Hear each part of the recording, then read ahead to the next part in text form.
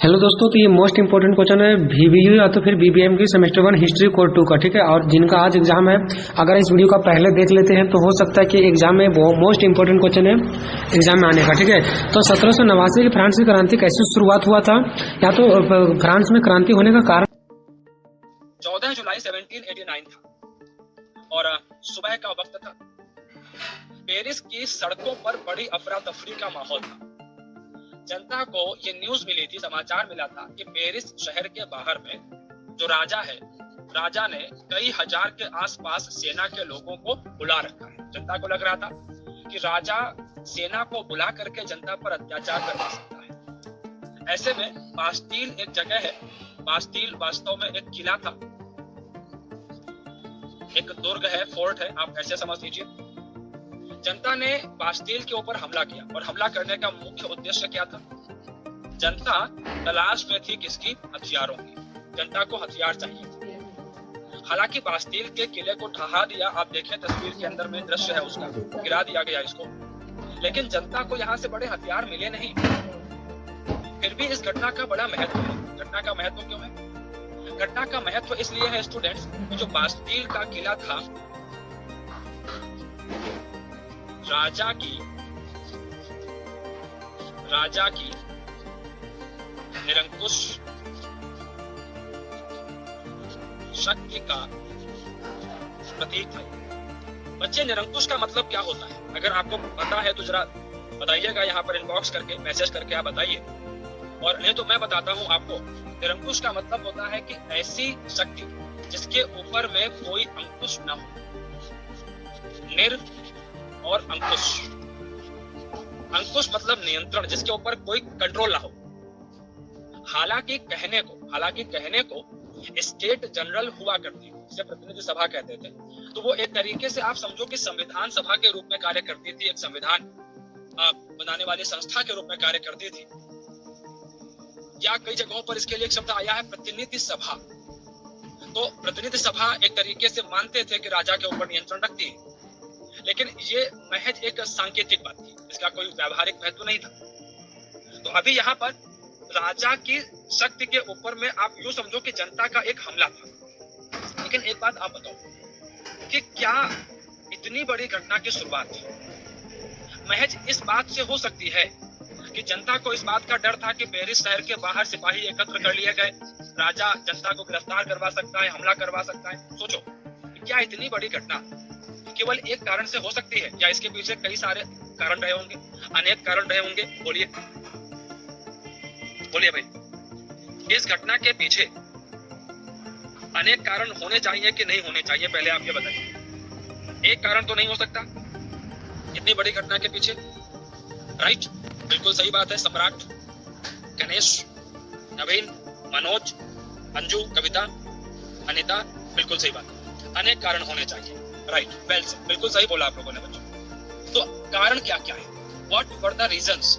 क्या कारण थे इस क्रांति के पीछे? देखिए, मैं आपको इस डायग्राम के माध्यम से बताता हूँ इस चीज को। आप इस डायग्राम को देखिए, चीजें आपको स्पष्ट हो जाएगी। देखिए, जो फ्रांस का समाज था, आप यहाँ समझें, जो फ्रांस का समाज था मुख्य रूप से ये 3 भागों में बटा हुआ था, और प्रत्येक भाग को ध्यान से समझिएगा, प्रत्येक भाग को क्या कहते थे? स्टेट कहते थे।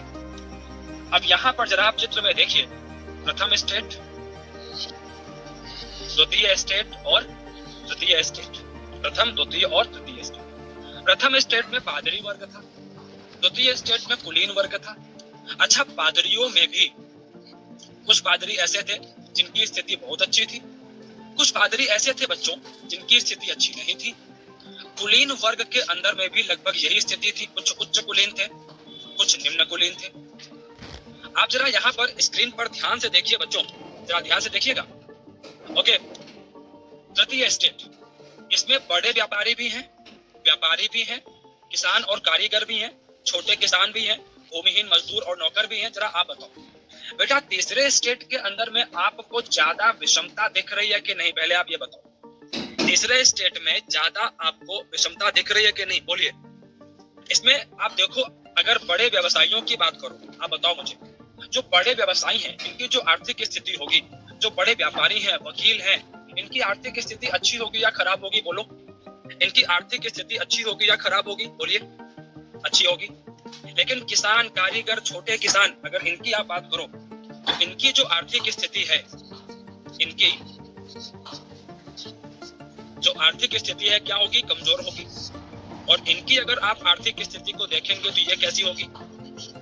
ये बेहतर रहने वाली है, अच्छी रहने वाली है। करेक्ट है? Okay, very good, very good. अब जरा आप यहाँ पर देखिए कि पादरी वर्ग तो आपको समझ में आ रहा होगा, पादरी वर्ग तो समझ में आ रहा होगा, क्योंकि चर्च के अंदर में जो चर्च के लिए कार्य करते हैं, धार्मिक वर्ग। आपको समझो पादरी का मतलब क्या हो गया बच्चे? पादरी का आशय क्या हो गया? जो धार्मिक वर्ग है वो हो गया। अच्छा, कुलीन वर्ग से आशय क्या है? कुलीन वर्ग से आप ऐसा समझिए कि राज परिवार के लोग या उनके निकट संबंधी या राजा के मंत्री आदि, समझ रहे हैं? ये सब लोग कौन है? कुलीन वर्ग के लोग हैं।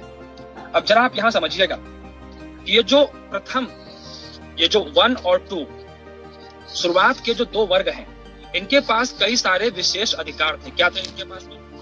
इनके पास कई सारे विशेष अधिकार थे। कौन कौन से विशेष अधिकार थे?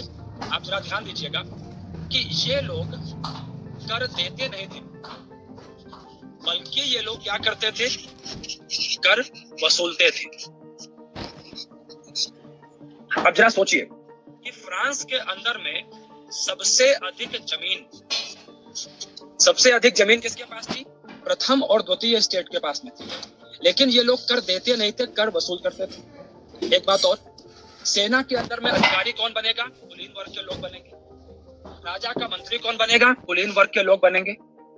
लेकिन इन्हीं सबके बीच में जरा याद रखिएगा, मैंने आपको शुरुआत में ही बोला था कि फ्रांसीसी क्रांति हुई कब है? 1789 में हुई है बच्चों। फ्रांसीसी क्रांति 1789 में हुई है। क्या आप में से किसी ने आधुनिक भारतीय इतिहास को पढ़ा है? और अगर पढ़ा होगा तो पता होगा कि फ्रांसीसी ईस्ट इंडिया कंपनी का निर्माण, फ्रांसीसी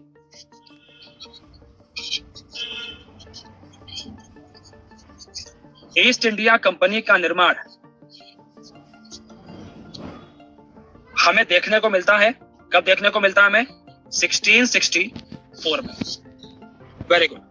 फ्रांसीसी ईस्ट इंडिया कंपनी का निर्माण हमें कब देखने को मिलता है? 1664 में देखने को मिलता है। जरा मेरी बात समझिएगा आप लोग, मैं कहां लेके जा रहा हूं आपको। दरअसल फ्रांसीसी ईस्ट इंडिया कंपनी जब बनाई गई तो विदेशी व्यापार के माध्यम से बहुत अधिक मुनाफा यहां पर कमाया गया। और यह मुनाफा कौन कमा रहा था? ये मुनाफा